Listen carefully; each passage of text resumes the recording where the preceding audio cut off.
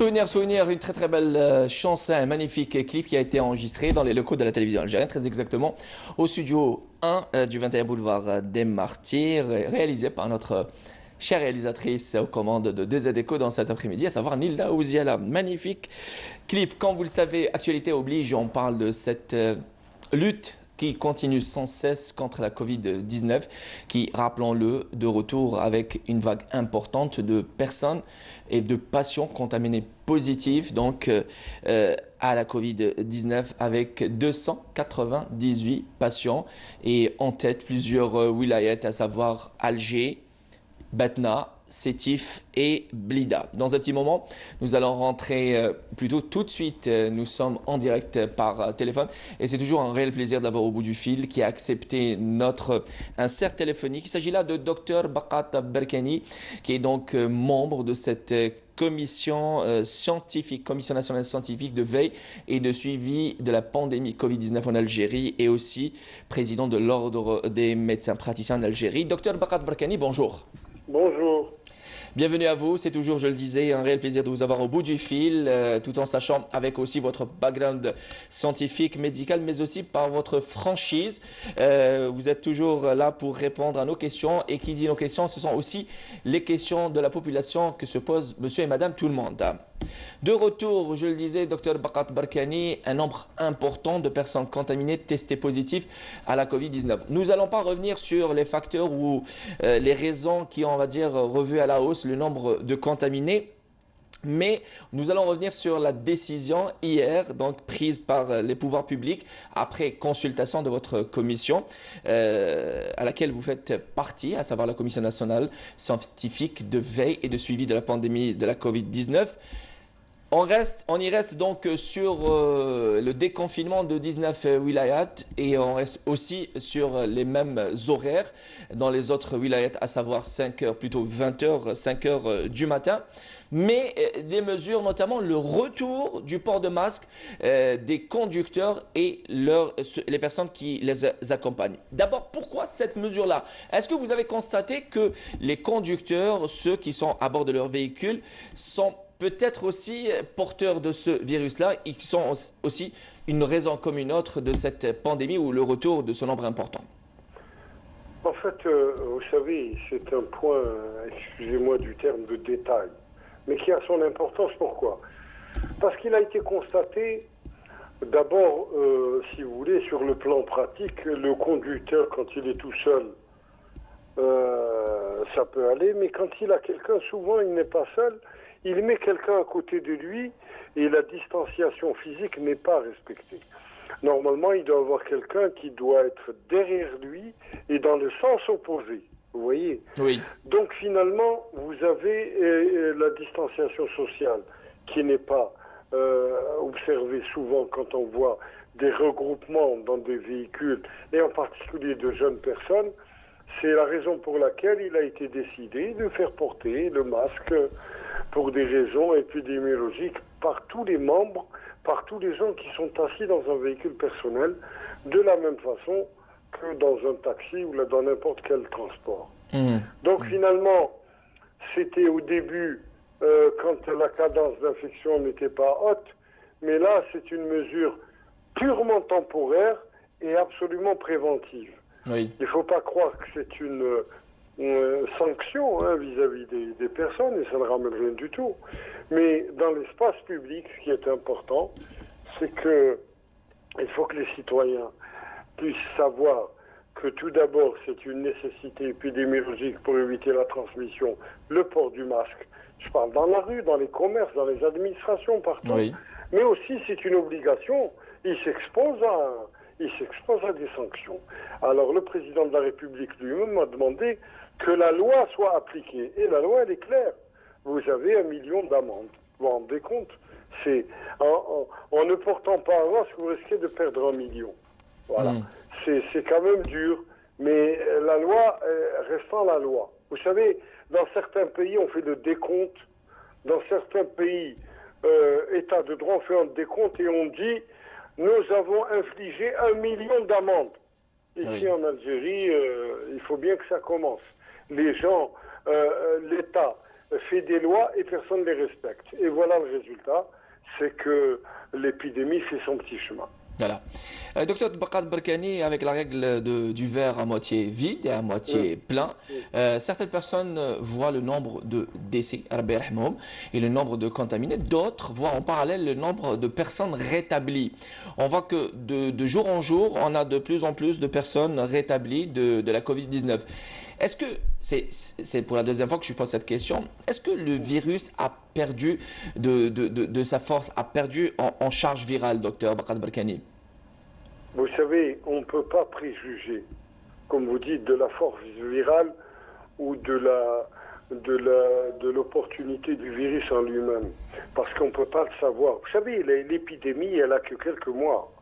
Ce qui est sûr, c'est que ce virus a tendance à être très rapide dans la transmission et l'infection. La preuve, c'est que malgré une chaleur torride et dans certains pays une chaleur excessive, il a tendance à se déplacer et à rentrer dans les voies respiratoires. Donc finalement, il est plus tenace qu'on ne le pensait. Je ne pense pas qu'il est plus ou moins virulent qu'il n'en était. Il a gardé la même virulence et la même capacité de transmission entre les personnes. Et actuellement, dernière question, docteur Bakrat Barkani, pour ne pas vous retenir longtemps, parce que vous vous apprêtez à rentrer en réunion, et merci beaucoup encore une fois, docteur. Alors, la situation actuelle est médicale dans nos hôpitaux, dans nos structures hospitalières. Est-ce que la situation est toujours sous contrôle? La situation est sous contrôle, mais elle est très tendue, franchement. Voilà. Tous les salles et les endroits dédiés au Covid-19 sont surchargés. Nous avons été obligés de prévoir des extensions comme des centres de formation professionnelle pour hospitaliser les malades, en particulier dans certaines régions qui sont très impactées. Ceci ne peut pas durer. À savoir Sétif notamment? Oui, dans Sétif notamment.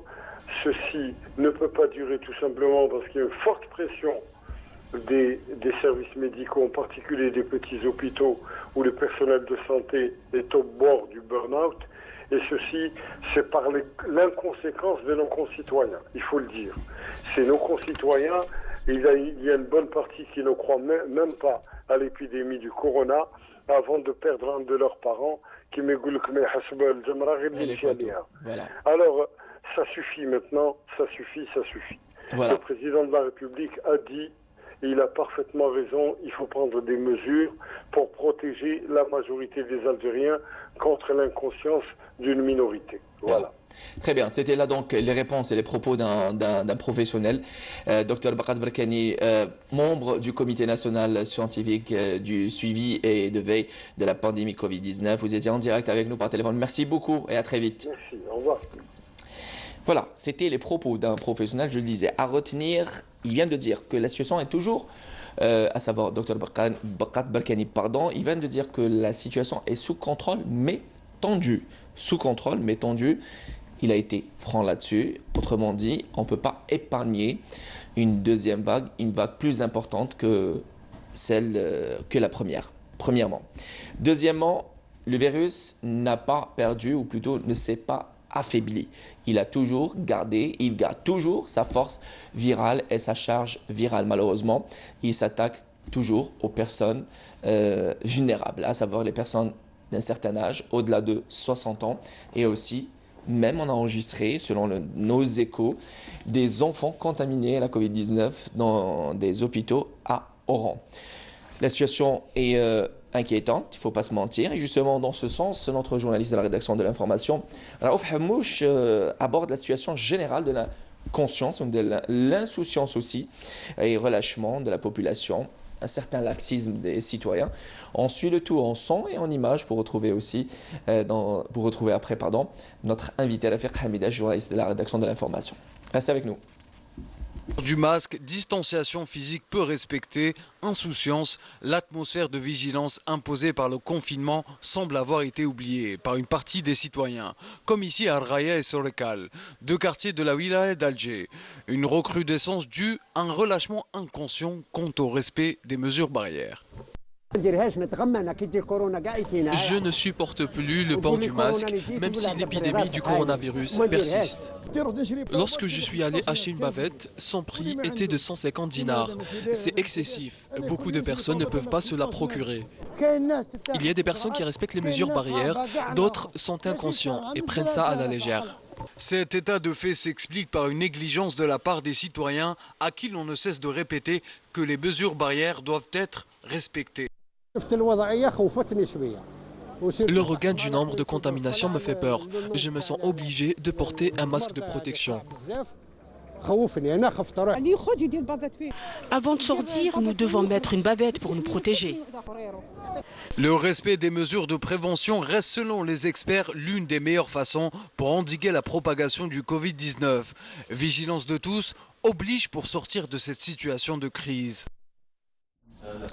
Le pays le plus touché aux côtés de la Chine et aussi aux côtés des États-Unis d'Amérique, c'était l'Italie. L'Italie, aujourd'hui, elle enregistre 0 cas dans la majeure partie du pays. C'était suite à un confinement total qui a duré pratiquement 1 mois et demi. Et le danger, le pays n'est pas épargné de ce danger-là, le danger de la Covid-19. Aujourd'hui, malheureusement, on enregistre tous les jours des exemples d'hommes et femmes, petits et grands, d'insouciance et d'inconscience de la situation et de sa gravité. On parle et on blâme aussi les pouvoirs publics d'avoir prolongé jusqu'au 13 juillet le confinement dans 29 wilayats, à savoir à partir de 20h jusqu'à 5h du matin. Tout le monde blâme les autorités pour cette situation de prise de contrôle pour contourner la maladie. Et malgré toutes ces décisions, malgré toutes ces mesures de protection, le virus fait toujours un ravage et la situation est toujours critique. Si vous venez de nous rejoindre, on a eu donc Dr Brad Barkani au téléphone il y a quelques minutes, membre du comité national scientifique de veille et du suivi de la pandémie Covid-19 en Algérie. Il vient de dire que nous étions obligés d'ouvrir des centres de formation professionnelle, à savoir bien évidemment des annexes d'hébergement des étudiants de CCFPA pour pouvoir prendre en charge le nombre important de personnes contaminées à la Covid-19. Il vient de dire avec beaucoup de franchise, la situation est toujours sous contrôle, mais tendue. Autrement dit, le danger, il est toujours. Et malheureusement, la situation peut à tout moment nous échapper et échapper à tous. Il sera dans l'obligation de prendre notre responsabilité individuelle. Le port de masque et de mise est obligatoire, comme vous le savez. Et dernière décision donc des pouvoirs publics hier, après consultation du comité national scientifique du suivi et de veille de la pandémie du Covid-19 en Algérie. Prolongement donc du confinement dans 29 wilayas, toujours en campant sur les mêmes horaires, à savoir 20h, 5h du matin, et déconfinement des 19 autres wilayas, avec en rendant une nouvelle fois le port de masque obligatoire aux conducteurs de véhicules et ceux et celles qui les accompagnent. Voilà. Aujourd'hui, on va évoquer dans des échos dans quelques minutes le rôle que jouent les journalistes, tout organes de presse confondus, la télévision, la radio, la presse écrite, la presse électronique, pour pouvoir sensibiliser autour de ce virus-là. Ceux et celles qui suivent ces médias-là parfois reprochent aux organes de presse de ne pas être crus dans la communication de l'information. Quand on dit crus, en montrant des cas graves. La télévision algérienne, à titre d'exemple, autant que service public par excellence, dès les premiers temps a joué sur cela en pénétrant donc les services de réanimation, s'il vous plaît, les services de réanimation de la Covid-19, que ce soit à Blida, que ce soit à Oran, notamment par Iman Mahrogras, à Blida par Rafiq Hamidash, qui sera donc notre invité dans quelques minutes, et aussi Nassima Yacoubi, pour ne citer que ces journalistes-là, et accompagnés bien évidemment de nos chers techniciens. Ils étaient là face à face au danger pour pouvoir transmettre l'information. Aujourd'hui, Aujourd'hui, la vigilance est de mise et la responsabilité est partagée. Après cette pause musicale, on retrouve, et cette fois-ci c'est la bonne, Rafiq Hamidej, qui est donc notre invité dans DZ Echo. Pause musicale, on revient juste après.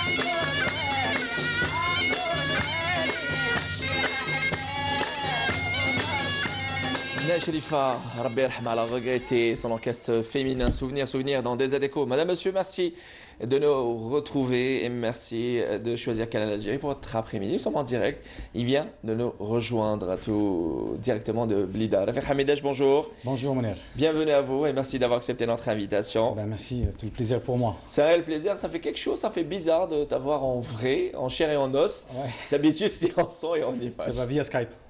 Via Skype et via téléphone. Rafik Hamidaj, journaliste de la rédaction de l'information. Il a rejoint la télévision algérienne en 2002, diplômé de la faculté des langues, département anglais à Blida, après des études en psychologie. Papa de 2 enfants, c'est très important de le signaler. Merci. Et aussi, aujourd'hui, il a donc rejoint Canal Algérie. Il a travaillé au sein du journal anglophone de l'édition de 23h avec Yazid Baziz, Rabbi Rahmou, Allah Saleh, Mohamed Barouzouane, que nous saluons au passage, et une pléiade de journalistes aujourd'hui.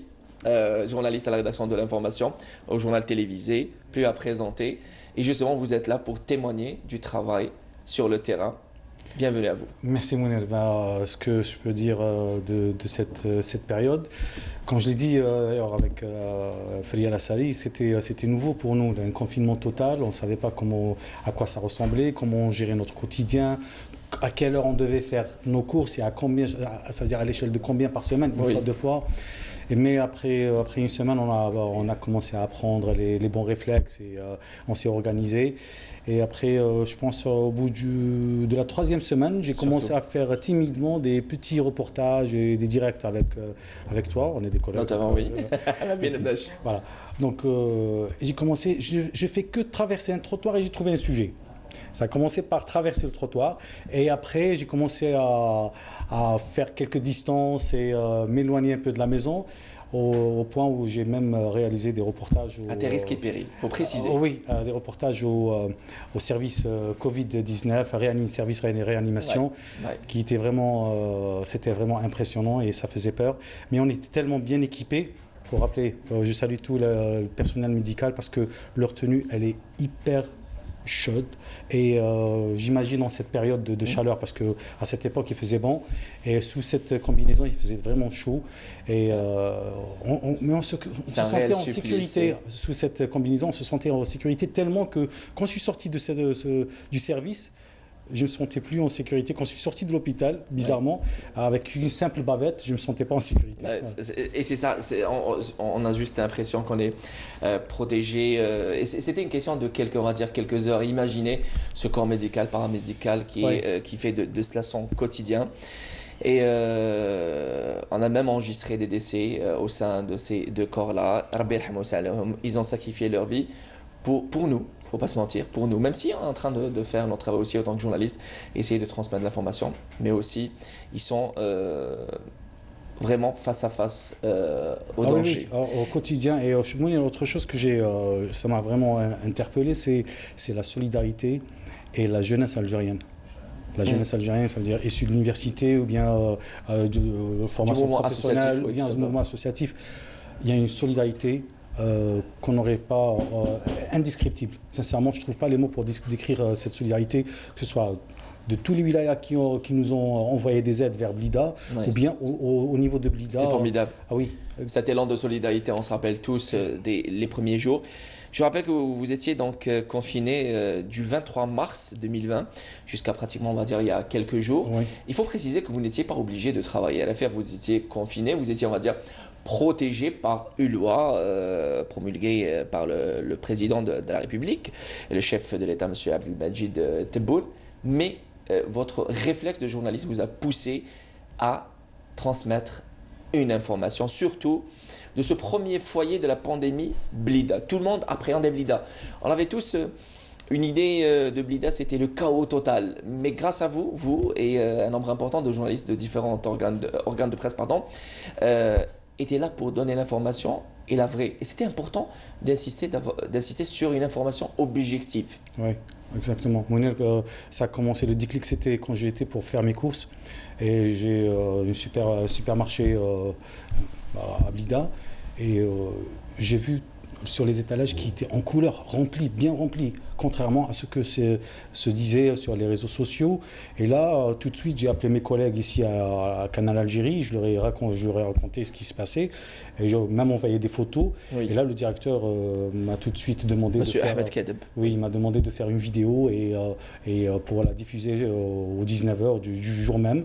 Et bon, j'étais pas en tenue, mal rasé, et il m'a demandé de le faire, l'info primée. Donc, Voilà. Et toute, on va dire, toute matière est la bienvenue. Quand on dit matière, c'est aussi, ça fait partie de notre jargon journalistique. C'est la plateforme audiovisuelle pour pouvoir, on va dire, transmettre l'information. Parce qu'on ne pouvait pas, on va dire, dépêcher des techniciens, toute une équipe avec des moyens logistiques. Mais grâce à vous, vous avez, avec des moyens de fortune, pu donner et transmettre l'information. Restez avec nous, Rafiq Hamidache. Je rappelle, le journaliste de la rédaction de l'information, qui depuis Blida transmettait, il était le trait d'union entre l'information, la source de l'information, et vous, chers téléspectateurs et téléspectatrices. Téléspectatrice de Canal Algérie, elle s'appelle Madame Nassiba Dahmani, elle est au bout du fil, elle nous appelle depuis Alger. Bonjour, Madame Nassiba Dahmani. Nassiba, bonjour. Oui, vous m'entendez, monsieur? Oui, bonjour, bienvenue à vous. Voilà, voilà, j'appelle d'Alger. Marhaba. Allah yisselmek, et j'appelle toujours concernant la situation sanitaire actuelle, c'est-à-dire, enfin, je dirais dans le monde entier, ou bien, c'est-à-dire, mais précisément en Algérie. Très bien. D'accord, puisqu'on est en Algérie, donc je parle de notre pays. D'accord. Oui. Donc là, je vais apporter un petit peu, enfin, je ne sais pas si si je pourrais dire que je vais participer à la sensibilisation des gens. Bah oui, bah vous êtes la bienvenue, Madame Dahmani. Merci. Marhaba. Allah yisselmek. Voilà, est-ce que vous me permettez de parler l'arabe dialectal tana? Ben justement, vous êtes la bienvenue, c'est le service public. Voilà, Sachez que Canal Algérie émet en français pour la communauté, la nouvelle génération des Algériens en France essentiellement, mais tout le monde est le bienvenu. Merci. Non, c'est juste, c'est-à-dire pour que pour que tout le monde puisse comprendre. تفضلي le message. Voilà. تفضلي هضري بالعربية تاعنا. Voilà. Bon, je vais dire, vous savez, ça fait depuis la fin mars, je dis bien la fin mars, que j'ai mis les pieds dehors, vous savez, 4 fois. Ouais, c'est pas beaucoup et c'est vraiment... Voilà. Et là, c'est pour et même mes enfants, vous savez, j'ai 2 filles, et bien toutes les deux, elles sont restées à la maison, elles sont sorties 2 fois, et c'est-à-dire elles étaient obligées de sortir, pas plus. Il y a mon mari qui fait les achats. C'est-à-dire on a appliqué le confinement, je dis bien le confinement, c'est pas le couvre-feu, parce que là quand je vois, l'arabe dialectal, justement, j'allais intervenir là-dessus. Je leur dis, ils sont pas en train d'appliquer le confinement, c'est le couvre-feu pour eux. انت مدام نسيبه انت من 23 مارس ما خرجتي 4 مرات برك. 4 مرات صحيتي 4 مرات برك وعندك فاميليا كبيره راجلك كي تقولي لي mes 2 enfants. الله يبارك فيك. وما خرجتيش لا خاطرش باش المرض ما يمشيش. Exactement. باش انت ما تكونيش بعيد شر عليك ما تمرضيش لا فامي تاعك. Voilà, je vous dis, je ne sais pas, c'est-à-dire c'est pas uniquement au sein de ma petite famille, la famille تاعي صغيرة, mais c'est au sein de toute la famille, et mes frères, et mes sœurs, et ma belle-famille, et ma belle-sœur, Kamel, même mon beau-père, Kamel là, c'est-à-dire on a même l'Aïd, on a parlé au téléphone, on parle, c'est-à-dire il y a pas mal de moyens, il y a le Skype, il y a pas mal de moyens là, de communication. C'est-à-dire نقدروا نشوفوا بسكايب نقدروا نشوفوا بالفايبر كاين بزاف لي مويان كاين واحد قبيلات نشوف التلفزيون قال لك انا يضيق خاطري ما نقدرش نحمل لا بافيت ولا الكمامه Madame Nassiba, alors il faut juste rebondir là-dessus. C'est très important. Vous avez choisi le point qui m'avait interpellé. Il faut comprendre certaines personnes asthmatiques notamment. Vous savez, le port de cette bavette n'est pas, on va dire, c'est un réel supplice pour ces personnes-là, car vous savez, la respiration, plutôt la pénétration de l'oxygène dans nos poumons réduit d'un pourcentage de 15 à 20%. Alors imaginez des personnes d'un certain âge et atteintes de certaines maladies respiratoires. Oui. Mais une personne en bonne santé, رفيق وتقول لك لا بافيت انا ما نديرهاش وما نحملهاش Et peut-être cette même personne est porteuse de la maladie, il pourra transmettre la maladie. Exactement, monsieur, Alors, exactement. je me dis que qu'il y a une chose importante. Madame Nassiba, est-ce que vous avez croisé autour de vous des personnes qui disent لهم ما نسلمش عليك؟ يقول لك نسلم عليك ما كاش كورونا روح نسلم عليك. Je vous cache pas, je crois que je suis sortie uniquement 4 fois. Donc, c'est-à-dire, je نقول لك علاش خرجت. رحت مشيت من ألجي حتى على الفرون دماغ مشيت حتى قريب لتحت الشهداء ما حبيتش ندخل تحت الشهداء عاودت وليت.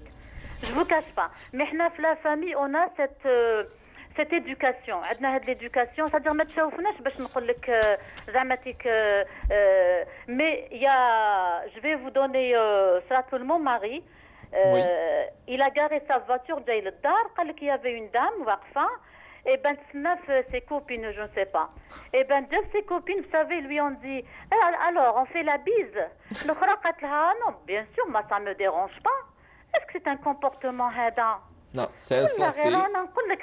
C'est une sorte de suicide et c'est ça. Malheureusement, peut-être le mot est fort, mais c'est une sorte de suicide. Et sachez que certaines personnes, on va dire, qui sont pas, on va dire, qui souffrent pas de certaines maladies, et qui vont embrasser d'autres personnes qui ont des maladies telles que le diabète et l'hypertension à titre d'exemple. Mais je me dis que c'est pas possible. Justement, il faut penser aux autres. Il ne faut pas penser qu'à soi-même. Il faut penser aux autres. Il faudrait bien que l'épidémie, c'est-à-dire si chacun d'entre nous, كل واحد فينا, يدير le port du masque هذاك, واحد اللي عنده une maladie chronique ولا يقعد في الدار, اللي يخرجوا لبرا يلبسوا هذاك لو ماسك ولا كما نقولوا الكمامه يلبسوها يديروا جيست يروحوا لو نيسيسير تاعهم يشريوه يعاودوا يوليو للدار. جو فوز اسور انا نشوف دي جون نشوفهم من البالكون كي نوقف من البالكون دي جون يمشوا في 4 في 5 ميم دايرين لو ماسك ميم دايرين الاخر والله العظيم غير جي انفي دو كريي والله العظيم سي ا كوز يعني جو ميكسكوز peut-être que je suis non, on vous comprend pleinement, croyez-moi madame. Croyez-moi, on vous comprend pleinement. Oui, c'est à cause de ce comportement les pauvres الحالة. On était parmi les premiers اللي غلقنا les écoles, غلقنا les universités, حبسنا le transport en commun. يعني on a fait pas mal de choses, on était les premiers. حنا قلنا خلاص au bout d'un mois خلاص نلحقوا الزيرو كا تاع لا كوفيد 19. Et finalement الناس يديروا العراس, الناس يديروا je sais pas كيما avant-hier. Je vous cache pas, ما عرفت منين جا هذاك الحس هذاك نسمعوا les feux نسمعوا les feux d'artifice donc il y a une fête quelque part. Ouais. Hélas. Malheureusement. Juste une question, Madame Nassiba. J'imagine quand vous êtes à la maison, vous vous informez. En toute franchise, quelle est votre source d'information? Est-ce que vous choisissez quelle Algérie vous savez, c'est-à-dire la source d'information sur ce qui se passe oui, en Algérie, notamment, oui. à l'étranger ou la Non, en Algérie. En Algérie, c'est-à-dire les informations, c'est-à-dire depuis mon jeune âge. أنا شفيت d'ailleurs j'ai une photo تاع mon frère jumeau قاعد قاعد قدام قاعد مع c'est-à-dire il y avait le commerçant تاع le quartier قاعد تما يقرا نشفى هذيك لا فوتو راهي عندي يقرا في الجورنال المجاهد il n'avait que 12 ans 12 سنة c'est-à-dire c'est ما يقولوا التربيه تاع notre père الله يرحمه الله يرحمه c'est très important de savoir les revues les tout. Donc les informations, je suis les informations تاعنا تاع l'Algérie, تاع الخارج كامل, c'est-à-dire. Vous regardez quelle Algérie, madame? Oui, bien sûr. La preuve, Bien sûr, la preuve. Vous êtes au bout du fil, vous allez me dire. Oui, la preuve. Et j'ai mis du temps, حكمتكم en plus. Ben, vous savez, marhaba bikoum, mais justement, la perche, plutôt la tribune, vous est attribuée pour pouvoir sensibiliser à votre tour, car peut-être on nous reproche parfois, nous, médias publics, d'être alarmistes, mais la situation est grave. Vous savez, Canal Algérie, pour moi, Canal Algérie, c'est la chaîne la plus proche de l'Algérien. Surtout, كي نبدا انا هملك mes enfants, كي نبداو نحكيو لهم على les films تاع بكري. Par exemple, كيما franchement, كيما les vacances de l'inspecteur طاهر, كيما يقول لي mon mari نعاودوا 100 نخطروا ما نشبعوش. Oui, notamment, oui. Les films تاع بكري. Indémodable. C'est pas bon, peut-être qu'il y a de la nostalgie là-dedans, mais بصح quand même نشوف avec le peu de moyens qu'ils avaient. Le peu de moyens, mais c'était formidable. Merci beaucoup, Madame Nassiba Dahmani. Monsieur, oui, est-ce que vous me permettez نزيد حاجة برك d'ailleurs à chaque fois même انت هدرتها plusieurs fois docteur Berkani هدرها plusieurs fois d'ailleurs il n'arrête pas de كما قلت il a une franchise vraiment on le remercie pour sa franchise docteur Bakat Berkani oui, très et bien. là je parle du port de la bavette du port de la bavette c'est une loi اللي خرجت في الجورنال officiel c'est ça si je me trompe pas. Oui, Donc, oui, tout à fait. Une loi. C'est-à-dire quand il y a la loi qui يكون القانون لازم تطبيق القانون. اللي ما يطبقش القانون كيما البيرمي نحرق لي نيجون يحبس لي لو جوندارم لا لو بوليسي. داكور. درت مخالفة. داكور. اللي ما يطبقش يعني جو ميكسكوز بيتر جو سوي اغريسيف مي سي سا لازم تكون تدير القانون لازم يطبق. اللي خالف مام هنا في الطريق ولا غير واحد يكون وحده في لافاتور وحده ماشي مداير لا بافيت كي يخرج يديرها ولا غير بوتيتر نغمض عينيا مي الناس تشوفهم هنا في الزنقه يمشوا واحد مدايرها على المونطون الاخر ماشي مدايرها خلاص الاخر مدايرها على لا بوش كوم سي كون ريسبير با بار لو ني الوغ كو لا سفير او ار ال كامل يقولوا اسرا توشي certaines personnes il faut appliquer les lois il faut faire appliquer les lois لازم اللي ما يطبقش صدق كاينه العقوبه. Oui. Surtout في الطريق, il faut que ça soit obligatoire. Le masque doit être porté obligatoirement pour chacun d'entre nous.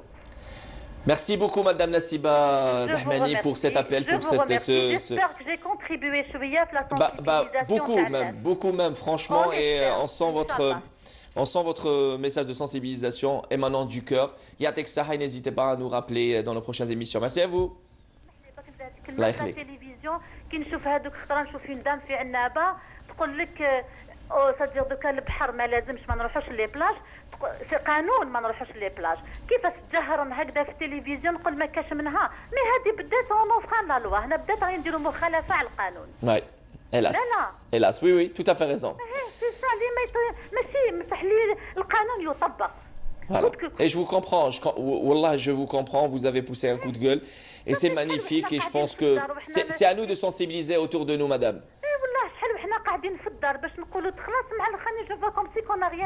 Voilà. Certaines personnes pénalisent les autres. Merci à vous, madame Dahmani Nassiba, et on se dit à très vite, Inch'Allah. Voilà. À l'affaire, quand vous voyez... Elle en avait plein le cœur. Oui, mais vous savez, justement, certaines personnes pénalisent d'autres en raison et en cause de leur agissement d'incivisme. Et on voit même certaines personnes qui ne se lavent même pas les mains. Oui. On le dit en arabe, ils ne se lavent même pas les mains. Oui, ça c'est... On ne parle même pas de port de masque ou distanciation physique et sociale. Oui, absolument. Il y a des gens qui ne prennent pas les choses au sérieux. Au début, les gens ne croyaient pas, carrément. Ils pensaient que c'est un virus qui a débuté en Chine. On parlait de grippette. Oui, non, c'est loin. Donc tant que c'est loin, c'est pas, on ne voit pas la chose, donc on n'y croit pas. Donc les gens, ils se partagent la même tasse de café, vous imaginez. Donc, voilà. Même pas deux personnes, c'est une tasse de café qui fait le tour. Oui, des jeunes qui ont profité du confinement pour veiller, parce que c'était avant Ramadan, l'ambiance est devenue comme les nuits du Ramadan. Donc les gens veillaient jusqu'à 3h, 4h du matin. Alors on avait cette prolongation aussi de cette ambiance ramadanesque, voilà, tout à fait. En train de jouer au domino ou bien à la carte, et vous imaginez le domino et la carte qui passent. À l'affaire, je le disais, vous étiez l'écho des téléspectateurs ou l'écho de Canal Algérie depuis Blida. Premier foyer de la pandémie, Blida était confiné totalement, rappelons-le, plus de 2 mois de confinement. Alors je voudrais poser la question s'agissant de la collaboration de votre vis-à-vis. Qui dit vis-à-vis d'abord des autorités locales et les pouvoirs publics et aussi du corps médical.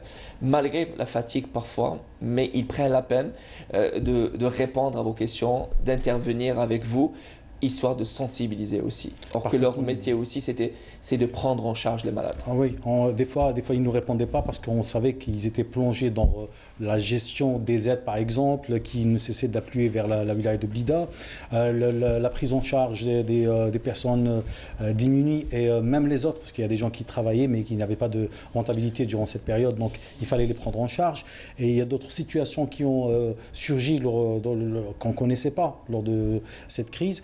Donc ils avaient beaucoup de pain sur la planche et malgré ça, ils ont essayé de trouver un peu de temps pour travailler avec nous et ne pas laisser place aux fake news. Parce que si on ne parle pas, les gens vont prendre la place et vont donner de fausses informations comme celle que Blida, il y avait une pénurie d'aliments et de produits alimentaires alors que c'était archi faux. On parlait de chaos, on parlait de surdépassement des services de la Covid-19 à Blida. Il est vrai qu'il y avait un nombre important de patients, mais on parlait carrément de morts par centaines et enterrés en cachette. C'est terrible. C'était aussi, on rentrait dans la psychose. C'était la fake news qui avait circulé sur les réseaux sociaux. Oui, ces gens-là, ils vendaient tout ce que les gens achetaient. Ça veut dire ils mettaient en ligne des informations que le monde, bien les blidéens, les internautes avaient peur. Donc moi, si je te dis il y a 100 morts, tu prends cette information plutôt qu'une autre personne va te dire non, ça va, j'ai été à l'hôpital, on gère, ça va, on gère, et on administre par exemple la chloroquine, il y a un bon retour et tout. Cette information ne vend pas. Par contre, sans mort et la panique, les gens achètent, ils prennent facilement cette information. Et on a eu, et vous étiez dans la coulisse, on a eu Dr Baqat Barkani, même si dans la sensibilisation est relative, même s'il est alarmiste, il le fait d'une manière assez diplomate, assez relative, pour dire que la situation est critique, surtout le retour du nombre important de contaminés à la Covid-19. Et justement, en tant que journaliste, ce qui était formidable, il y a eu cette solidarité qui s'est installée entre les différents journalistes des différents organes de presse, publics et privés. Exactement. Sincèrement, je vais le dire en direct là, parce que il n'y avait pas de tel organe. C'était une seule rédaction après qui diffusait sur chacun sur son canal. Par exemple, je connaissais pas, j'avais aucun contact dans la wilaya de Blida, donc je salue plusieurs personnes, tous les journalistes de Blida qui m'ont aidé, Mohamed Menzalga, le directeur du bureau de l'Ouatan, Mohamed Walid Hamdadou du Biled. C'est des chaînes privées. Mohamed Saïm de la chaîne 3. Mohamed Saïm de la chaîne 3. Qui était confié tout comme vous. Reda de la radio locale de Blida et tous les journalistes de la radio locale de Blida qui nous ont vraiment accueillis et aidés à trouver des contacts parce qu'on ne connaissait pas la ville de Blida. Tous unis pour l'Algérie, en fin de compte, après, pour la bonne cause. Sincèrement, il n'y avait pas de concurrence. Si on trouve pas une personne lors d'une activité ou bien d'un événement, on l'appelle sur place. Théo, il y a tel arrivage, il y a telle information, il y a une réunion avec l'Ouali, essaie de nous joindre. Il a salué aussi le travail formidable fourni aussi par Radio Blida. Et tous les journalistes et techniciens, certains journalistes et techniciens qui habitaient loin du siège de la radio, préféraient passer la nuit là-bas. Et loin de tout comme le médecin. Pour te dire, tous les reportages que j'ai pu réaliser, c'était grâce à l'aide des différents journalistes de la wilaya de Blida, particulièrement Mohamed Menzalga, il n'a pas lésiné. Il n'a pas épargné d'informations. Tous les contacts. Sincèrement, je lui dois ça personnellement à lui et à tous les autres journalistes de la wilaya de Blida. Voilà, et aussi, vous étiez aussi cette source d'information, car parfois chacun de vous avait cette information et vous la partagez avec tout le monde et surtout avec nos téléspectateurs. Avec Hamidash, les premiers temps, c'était des images, une plateforme, une matière audiovisuelle de votre smartphone, tout simplement. Après l'affaire, par respect aux téléspectateurs et téléspectatrices de Canal Algérie, vous avez acheté par vos propres moyens des micros. Vous avez acheté aussi une caméra semi-professionnelle pour pouvoir transmettre une image de qualité pour les téléspectateurs et téléspectatrices de Canal Algérie.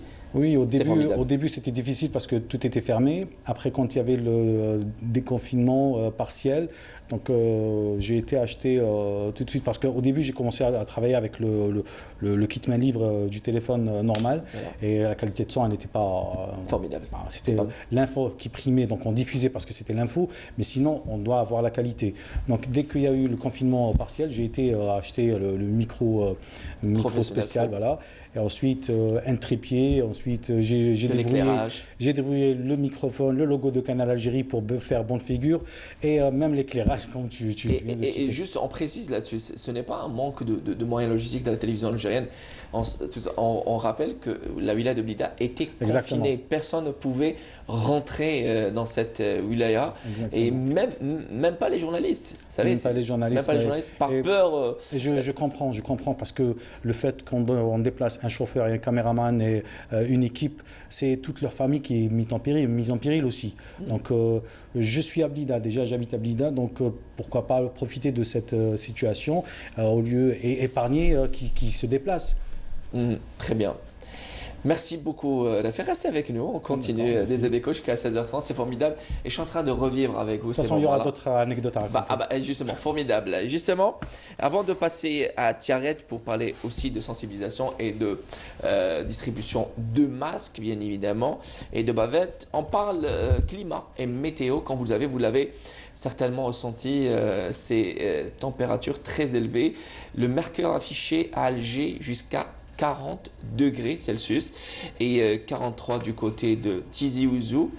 Je vous laisse deviner, Constantine. Justement, pour avoir un écho de la situation de la météo et cette température très élevée, nous avons en direct avec nous Smaïl Belkhaïdia, notre journaliste de vie. Constantine, Smaïl, bonjour. Oui, bonjour Monet, bonjour Rafik. J'espère que tout le monde va bien en dépit de cette chaleur. Voilà. Justement, en dépit de cette chaleur, on sait que Constantine aujourd'hui enregistre à l'image de plusieurs régions du pays une température très élevée. En plus de cette obligation de porter le masque, en plus de la continuité ou plutôt l'activité professionnelle qui continue et qui ne cesse pas, il y a cette température très élevée. Alors, Smaïl, décrivez-nous aujourd'hui comment les Constantinois et Constantinoises ont passé et passent leur journée. Eh bien, vous savez, avec le soleil de plomb qu'il y a, parce qu'il fait d'abord, c'est vrai qu'il fait chaud, on ressent la chaleur, mais surtout, le soleil, vous ne pouvez pas rester 2-3 minutes sous le soleil, c'est très dangereux. Et puis bon, comme vous le disiez, l'obligation de porter les bavettes, vous savez, ça empêche un peu ça essouffle, et donc c'est une contrainte de plus, mais bon, il faut bien vivre, il faut continuer à vivre avec ce corona, il faut ne pas baisser les bras puisque la vie continue. Attention, et puis pour la chaleur, bien, vous savez, les médecins ont recommandé bien sûr de surtout s'hydrater régulièrement, de boire beaucoup d'eau parce que vous savez, les médecins disent qu'en une journée, eh bien la sudation, on peut avoir 1,5 litre, on perd 1,5 litre d'eau. C'est pour ça que les médecins conseillent de boire au moins 1,5 litre à 2 litres d'eau par jour. Donc voilà, alors, ça c'est les premiers conseils. Voilà. Mais malheureusement, Monet, vous savez, il n'y a pas que... C'est vrai qu'il y a la chaleur, il y a le port de... Mais il y a autre chose aussi, c'est la prolifération des moustiques. Moi, je le disais tout à l'heure, vous savez, il y a les moustiques tigres, mais nous, on a le moustique puma, le moustique lion, le moustique... C'est tous les genres de moustiques. C'est très dangereux. Smaïl, voilà. Je pense qu'on vous a divulgué la feuille de route, car dans 2 minutes, nous aurons donc au bout du fil Dr Boudibi Saïd, oncologue à l'Institut Pasteur d'Alger, pour nous dresser cette situation s'agissant le moustique tigre. Justement, on saisit l'occasion, Smaïl Belkhaïdia, pour avoir quelques échos s'agissant la situation du Covid-19 à Constantine.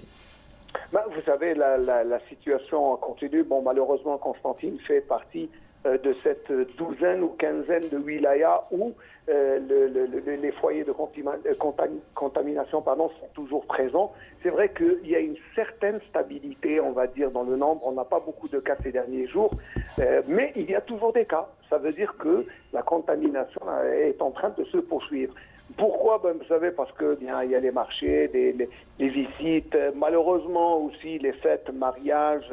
Les gens sont complètement inconscients parce qu'ils continuent à célébrer des mariages ou même à célébrer des décès, parce que je vois même des décès où il y a des gens qui se réunissent devant le domicile mortuaire et puis mangent ensemble. Ça, c'est effarant. Comme les gens sont inconscients et comme les gens n'arrivent pas à comprendre que cette maladie tue et cette maladie est en train de faire des dégâts. Les gens pensent, ils disent, bon, on est en bonne santé, on n'en a pas besoin de porter le masque. Non, c'est pas ça. C'est surtout le fait de porter le virus et de contaminer quelqu'un d'autre qui est plus vulnérable que nous. C'est ça ce que les gens doivent comprendre. Constantine, malheureusement, elle est encore dans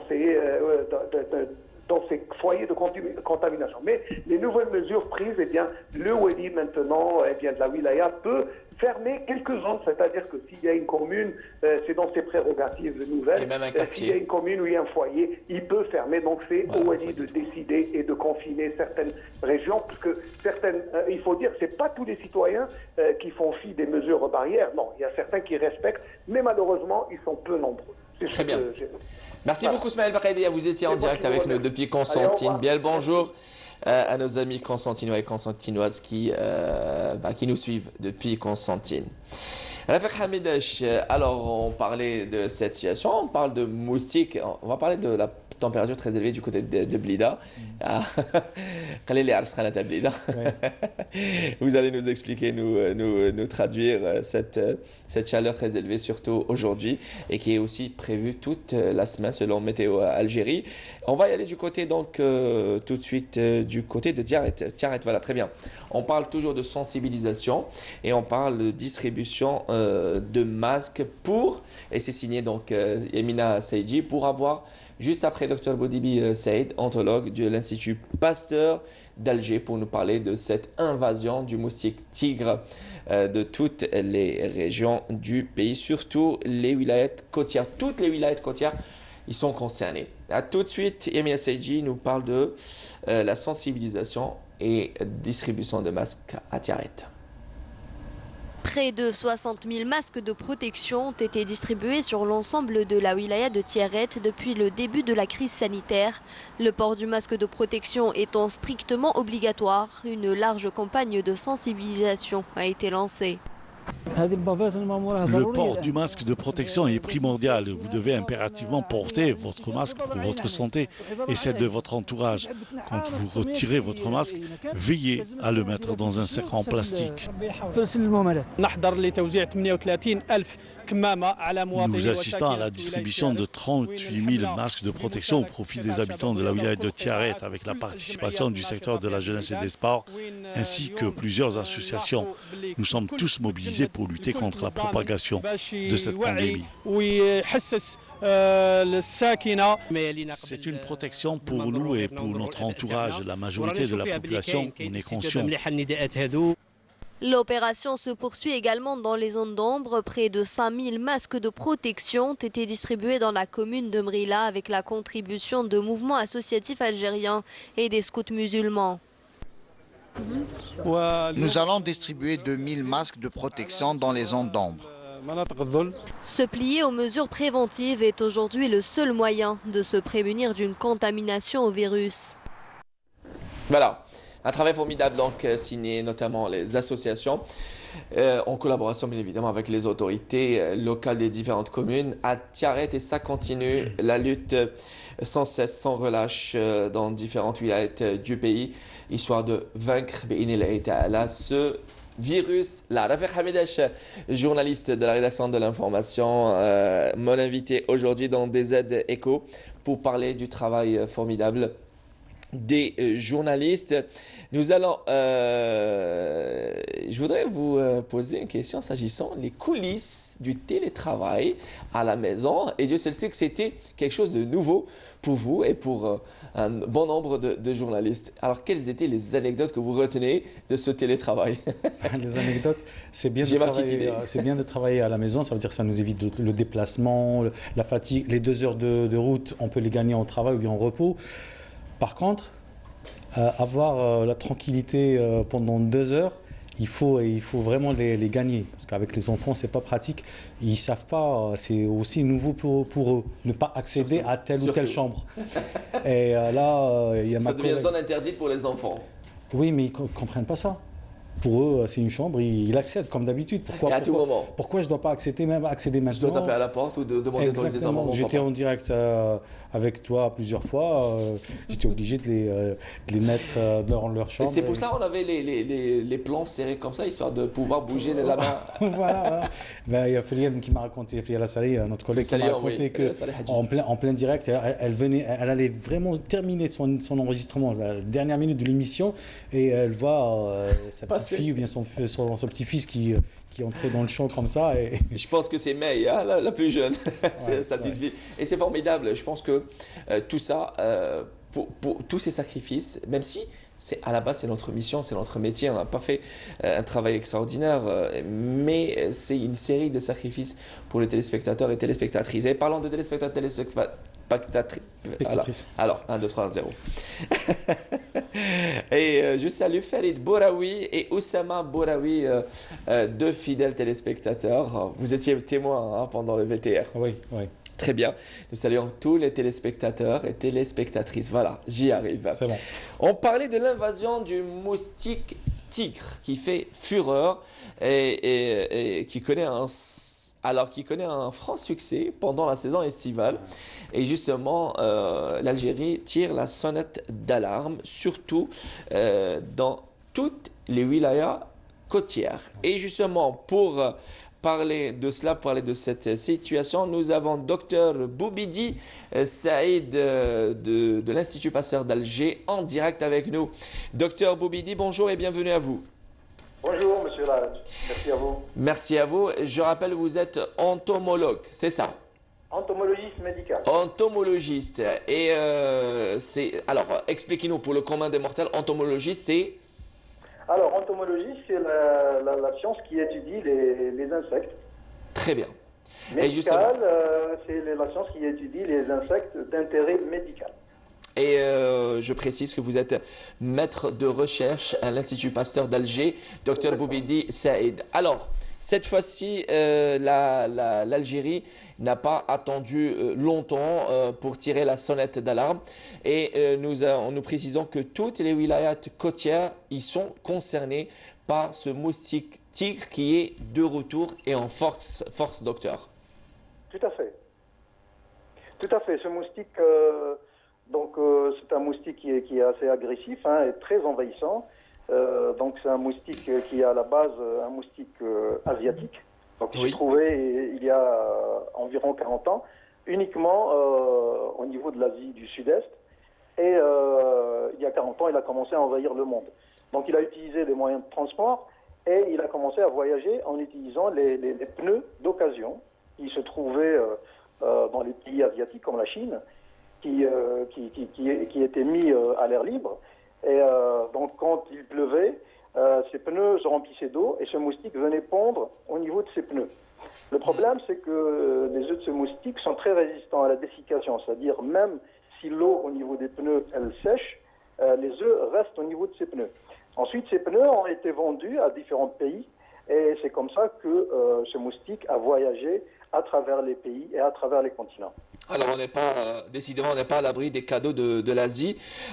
Alors, je le disais, docteur Boubidi Saïd, ce moustique, c'est donc un moustique qui transmet plusieurs virus pathogènes, à l'image de la dengue, le chikungunya ou encore le Zika, pardon. Tout à fait. Oui. Tout à fait. Ce moustique, il a la capacité de transmettre au laboratoire à l'échelle expérimentale jusqu'à 26 virus différents. Mais dans la nature, il peut transmettre 3 virus essentiellement.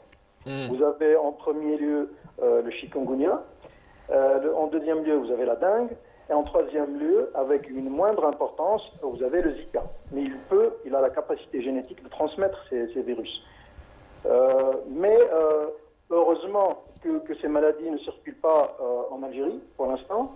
Pour l'instant, voilà. Il n'y a pas ce virus en Algérie.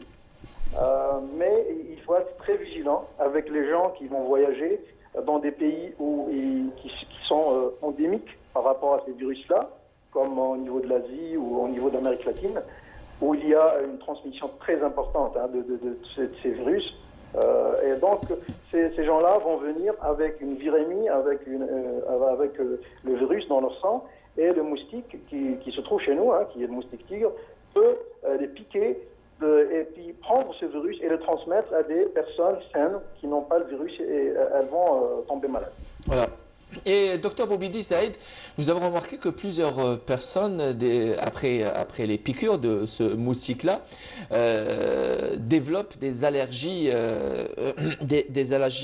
en forme de boutons. Et ces boutons-là, par la suite, après la démangeaison, bien évidemment, et ces personnes qui grattent, bien évidemment, logiquement, suite à cette démangeaison, ces boutons-là s'infectent. Est-ce que c'est ce moustique-là qui transmet ces bactéries ou suite à ces démangeaisons que la personne peut développer certaines, on va dire, infections bactériologiques?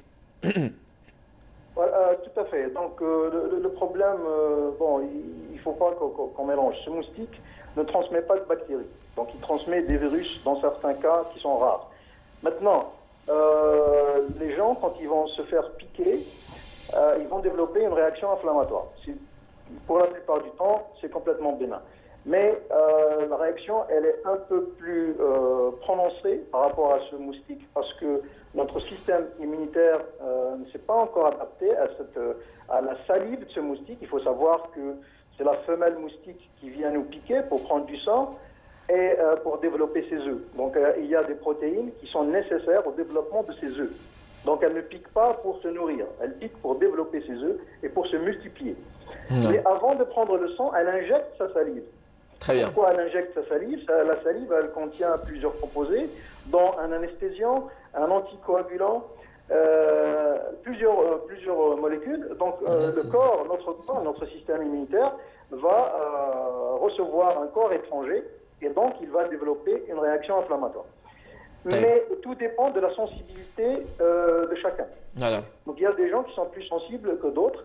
Il y a des gens qui développent juste des petites rougeurs et une sensation de démangeaison, mais d'autres développent des œdèmes, parfois très douloureux, et même parfois des fièvres, dans des cas assez rares. Et dans ce cas-là, on conseille aux gens d'aller chez le médecin et il leur donnera les médicaments qu'il faut. Ce qu'on conseille, nous, c'est de ne pas gratter cette lésion qui est due à la piqûre. Justement. Parce qu'en ce moment-là, on peut introduire des bactéries qui se trouvent au niveau de nos ongles, qui sont pour la plupart, généralement, qui sont sales.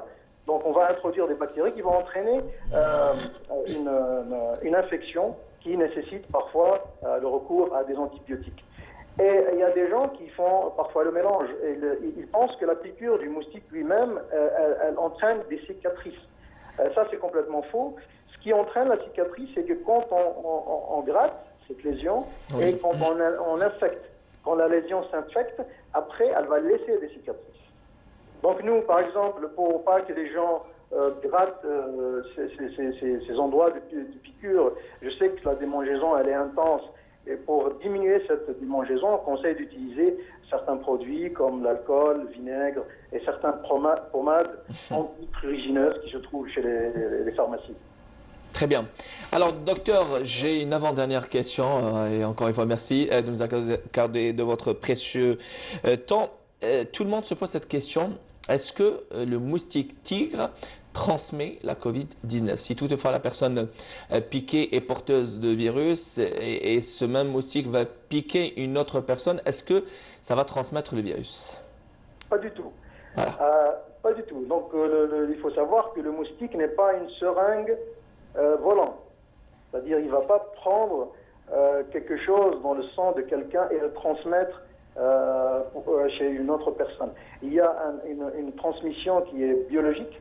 Donc le germe, que ce soit une bactérie ou un virus ou un parasite, doit être adapté chez le moustique, cette espèce de moustique. Très bien. Il y a une grande spécificité. C'est-à-dire, comme par exemple, les moustiques ne peuvent pas transmettre le sida, ils ne peuvent pas transmettre la grippe. Il y a des virus qui sont transmis spécialement par les moustiques, qu'on appelle les arbovirus. C'est un groupe de virus qui est transmis par les insectes en général. Il n'y a pas que les moustiques qui transmettent des virus, il y a des tiques, il y a des puces. Donc, le Covid, le SARS-CoV-2, ou le nouveau coronavirus, le nouveau coronavirus n'est pas transmis par les moustiques. Voilà. Très bien. Merci beaucoup, docteur Boubidi Saïd. Je rappelle que vous êtes entomologiste médical à l'Institut et maître de recherche à l'Institut Pasteur d'Alger. Une dernière question, j'ai dit avant-dernière et la dernière question. Comment éviter ces moustiques-là? On sait qu'entre autres facteurs qui font, on va dire, qui permettent l'invasion de ces moustiques-là, c'est les eaux stagnantes notamment. Mais comment on fait? Quelles sont peut-être les astuces pour éviter ce moustique-là? Alors, la meilleure lutte contre ce moustique, c'est la prévention du développement de ce moustique. Il faut savoir que les maladies transmises par ces moustiques n'ont pas de vaccin. Il n'y a pas de vaccin efficace contre ce moustique. Donc, la véritable lutte, c'est la lutte contre le moustique lui-même. Et comment lutter contre ce moustique? Il faut combattre les eaux stagnantes. Il faut savoir que ce moustique, il aime les eaux stagnantes propres, qui se situe au niveau des petits ustensiles qu'on laisse dans le jardin. Par exemple, les soucoupes sous les pots de fleurs, ou bien un arrosoir qui est mal vidé. Pas forcément insalubre, propre. Voilà, exactement. Il faut nettoyer son jardin et combattre les eaux stagnantes. Même si on stocke de l'eau, il faut couvrir cette eau avec une tuile moustiquaire ou bien avec un couvercle. Donc il faut combattre l'eau stagnante. S'il n'y a pas d'eau stagnante, il n'y a pas de moustique. Et il faut que les gens sachent que ce moustique, spécialement le moustique tigre, il se développe dans les jardins des particuliers. Donc c'est les citoyens, c'est les habitants qui entretiennent le développement de ce moustique. Excellent. Qui offre des environnements, atmosphères favorables. Exactement. Donc, très bien. Si tout le monde combat les eaux stagnantes, on n'aura pas ce moustique. Excellent. Merci beaucoup, docteur Boubidi Saïd, pour toutes ces explications, ces informations. Je rappelle que vous étiez en direct avec nous, maître de recherche et entomologiste médical à l'Institut Pasteur d'Alger. Merci à vous. Merci, au revoir. Au revoir. Voilà. Retour à vous, Rafik Hamidache. Vous savez, le moustique ne nous lâche pas, surtout en cette période estivale, c'est l'été, et on évite. Pour la plupart, ils ont même acheté des moustiquaires. Alors, c'est pas le cas chez moi, mais on pensait que ces moustiquaires-là, on les avait uniquement dans les régions du sud pour éviter les vents de sable, etc. Plutôt les sables entraînés par les vents de sable. Et là, de retour sur les wilayas côtières, on achète des moustiquaires pour éviter ces moustiques parce qu'il y a certaines personnes qui développent des allergies très très graves suite à ces piqûres-là. Rafik Hamidache, vous m'avez dit dans les coulisses que vous avez renoué avec le terrain. Ah oui. Et le terrain, vous aimez énormément. Car avant même de rejoindre la rédaction, je rappelle que en tant que chef d'édition des différentes, on va dire, éditions du journal télévisé de Canal Algérie, ce poste de responsabilité pour chapeauter des éditions, vous, on va dire, privé du terrain. Et là, vous êtes de retour au terrain. Et chaque journaliste, je pense que c'est tout à fait normal. Il adore le terrain. Encore mieux. Parce que quand nous étions journalistes, il n'y avait pas ces moyens. Les moyens technologiques se sont vraiment développés et même généralisés. Et même le prix il est très, très abordable. Très abordable. Donc, prix attractif. Quand j'ai redécouvert le terrain avec matériel, je peux dire sophistiqué, qui me permet, vous imaginez, avec un simple smartphone, on arrive à faire le tournage, faire le montage et faire l'envoi, le transfert, l'exportation et l'envoi. Ça veut dire tout y est, c'est pas la peine. Donc, bon, je parle quand il s'agit d'informations rapides. Voilà. Exactement. Mais là, après, pour les documentaires et les reportages lourds et tout, donc là, il faut des moyens techniques adéquats. Voilà. Donc, avec ce téléphone, j'ai découvert qu'on peut faire pas mal de choses et je peux même le développer. Ça veut dire qu'il y a certains accessoires qu'on peut rajouter pour avoir une meilleure qualité de son, meilleure qualité d'image, un mouvement de soft pour les panneaux et d'autres mouvements.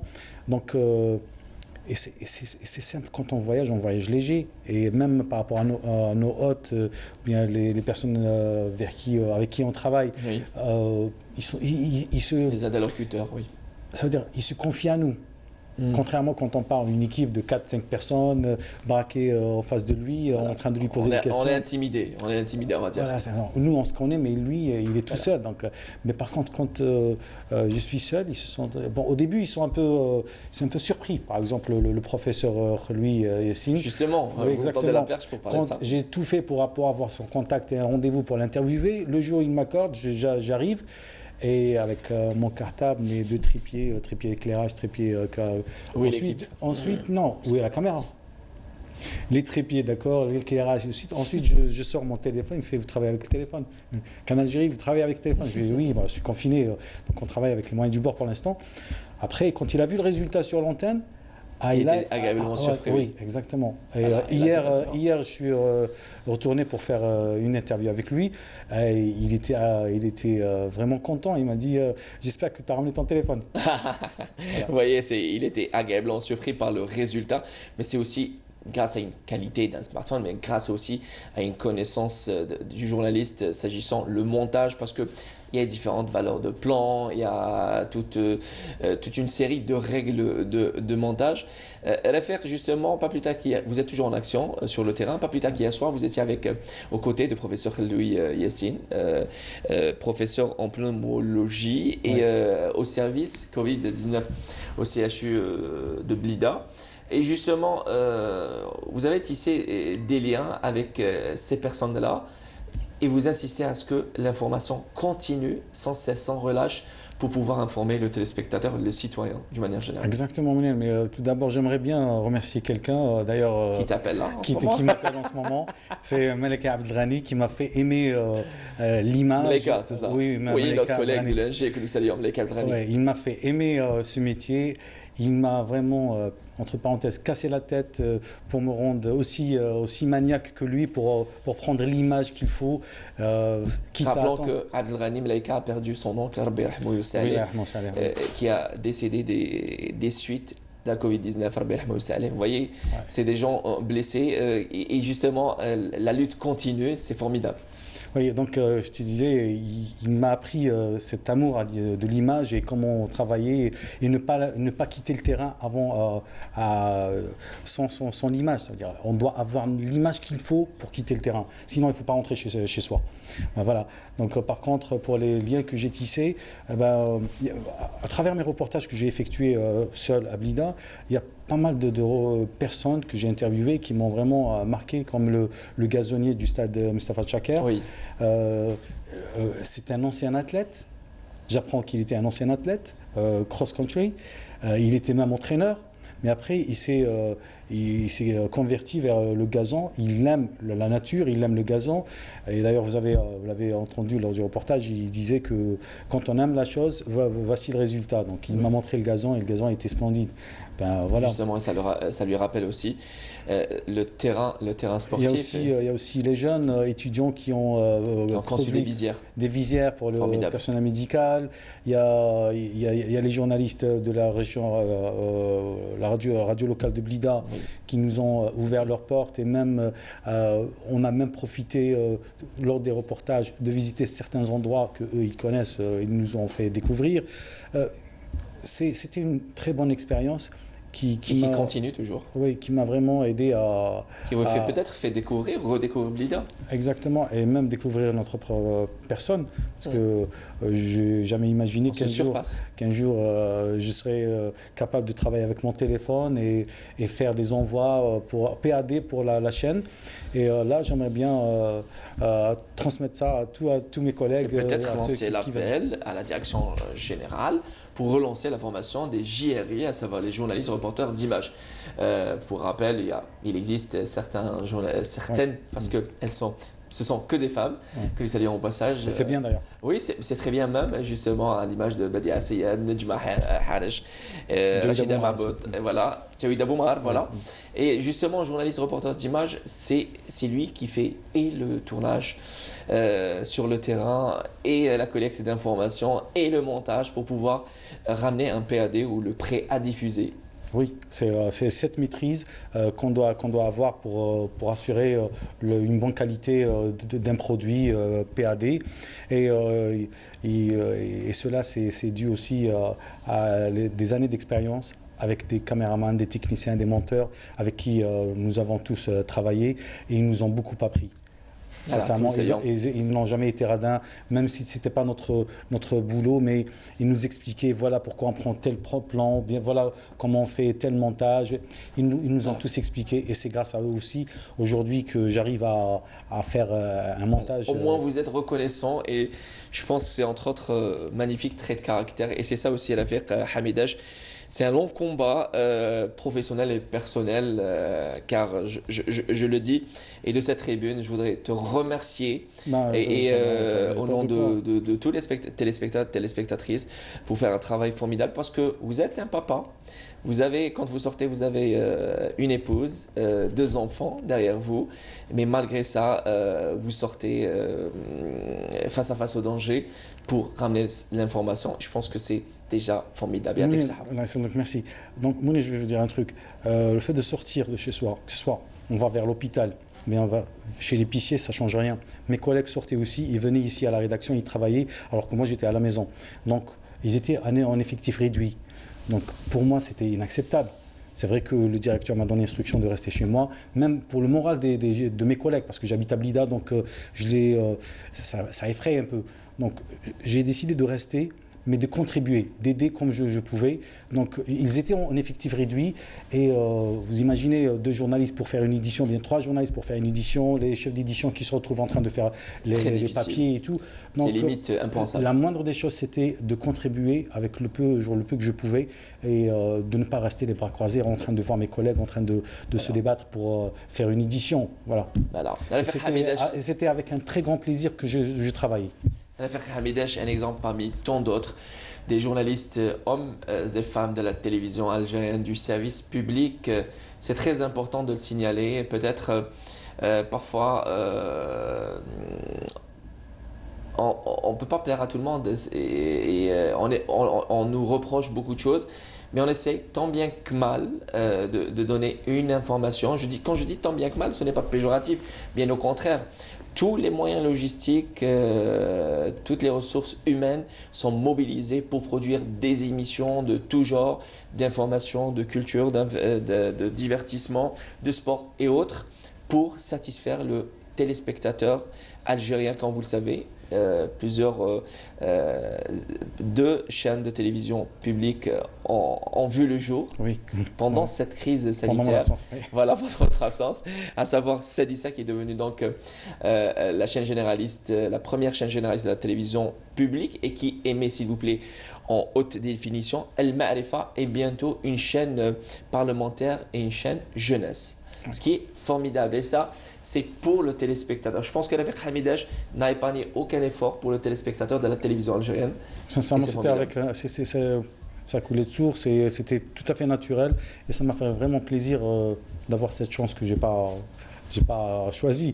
Mais c'était avec une grande joie que j'accomplissais mon travail. Excellent. Et voilà, j'allais dire un truc que j'ai oublié. Mais nous avons que 2 minutes. Hein. Je pense que laissez-moi le temps de remercier ceux et celles qui nous ont suivis. Merci à vous tous. Madame, monsieur, nous avons prêté attention. Et vous savez que nous sommes là pour vous servir tous les mardis, jeudis. Et à l'image de toutes les émissions de Canal Algérie et des chaînes de la télévision algérienne qui sont à votre service 24 heures sur 24 et 7 jours sur 7, sans cesse, sans relâche. On est là pour vous sensibiliser, parfois en choisissant les bonnes images, les bons échos, parce que c'est facile peut-être d'effrayer. Il y a certaines personnes qui nous reprochent pourquoi vous n'effrayez pas avec des images creuses. Mais sachez que certaines personnes sont sensibles, qui souffrent de certaines crises d'angoisse, certaines crises de stress, qui ont peut-être sombré dans des dépressions. Nous sommes là d'essayer de transmettre une information relative, objective et vraie, en sensibilisant d'une manière vraie avec des professionnels. L'affaire Hamidache, encore une fois, merci d'avoir accepté mon invitation. C'est moi. Même si vous êtes chez vous. Hein. Oui, là, je suis chez moi. On embrasse Rassim et Samy. Samy et Rassim et leur maman, bien évidemment.